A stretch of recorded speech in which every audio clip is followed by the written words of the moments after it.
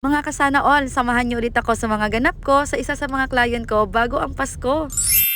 Kung naalala nyo sa mga nakaraang vlog ko, ay meron akong pa-raffle draw. Ito na ngayong araw na yun, kaya ay gumayak na kagad ako. Gamit ko nga pala dito ang Beauty White Soap ni Glow Babe. May micro peeling effect kasi to, kaya talagang magre-renew yung skin mo. At dahil may 10 times power whitening effect siya, slowly naglighten na din yung madilim kong kilikili. Ito na din kasi gamit ko simula nung mabuntis ako. Sulit na din yung presyo sa bulsa dahil 5 na siya. At dahil may pa-dinner after sa event, eto na nga ang aking damit. Pero bago ako pupunta doon, ihatid muna namin si Nani at si Ate sa kanilang second session. Sa Maanyag na kilalang gumagawa ng kilay. Dahil dapat nakapag second session na sila bago matapos ang taon. At para makatipid sa oras, dito na nga rin ako nagpaganda. Huwag ka, sunscreen lang ang dala. Fresh look lang ang atake natin dito. Alam niyo naman, hindi rin ako nagme-makeup masyado. Sunscreen lang talaga ni YGB ang panglaban ko. Mapawalang ligo or bagong ligo. By the way, ngayong araw din pala namin mamimit yung may-ari ng Steve's Furniture na si Sir Steven. Isa siyang Chinese at authorized distributor siya ng Gavin Home. Actually, sa kanila nga namin nabili yung dalawang sofa bed namin dito sa bahay. At yun na nga, dahil first holiday season nila this year, ay nagkaroon nga ng pag-grand raffle draw. Sayang nga lang dahil sa 20 tickets sana na ipamimigay ko, ay mga below 10 lang yung dumalo. Anyways, before going to Maanyag, idinaanan ko muna yung ate ko dito sa trabaho niya. Ganun sila ka-special dito sa puso ko dahil talagang inihatid ko sila mismo. Kahit na late na ako 7 ko, ay 4 the go pa rin dito. Actually, yung schedule nila is dapat 1 week ahead pa sana dito sa schedule na to. Kaya lang, nag-Manila ako kasi may event nga ako. At dahil kailangan ko nang umalis, iniwan ko na nga sila at ako na nga nagbantay kay Jemica. Humabol na lang yung Nani sa Akasha pagkatapos niya. At finally, sa sobrang traffic ay dumating na rin kami. Hindi ko na nga naabutan yung grand draw pero merong isang nanalo sa follower ko. Sayang, may dragon dance pa naman kanina dito. Free ice cream na lang yung naabutan ko tsaka yung mga ibang vlogger dito. Aba, paldong-paldo sila. Ang daming mga kartong dala. Buti na nga lang at naabutan ko pa sila. Ang swerte naman nila kasi ang daming klaseng furniture ang nauwi nila. Ako kasi talagang hindi swerte pagdating sa raffle. Anyways, andito na nga kami sa Akasha dahil kakain kami sa Lukfu Palace. This is located only at the 3rd level. Tapos naka-VIP pala kami, girl. Selected vlogger lang din yung naimbitahan. Abay, ang swerte ko naman. Sobrang nahiya na nga ako kasi late pa sa grand raffle draw. Late din dito. Ang hirap talaga pag may kasamang bata, mapapalaban ka. Pero dahil ikaw ay ina, ganun talaga. Sobrang daming pagkain din ang inihanda. At dahil Chinese restaurant to, talagang hindi ako familiar sa mga pagkain dito. Pero dahil out of curiosity, sinubukan ko. So far, okay naman siya. Na-weirduhan lang ako sa kulay niya. Ganun talaga siguro ang culture ng mga Chinese, ano? Super duper daming ulam. Tapos sa dulo na yung kanin. Eto, na-miss ako. Sobrang sarap nito. Tapos talong pala to. Parang cheesy talong siya at namanga ako sa lasa. Knowing me na hindi masyadong hilig sa gulay pero nakakain dahil dito. Sobrang funny yung time na to dahil talagang gutom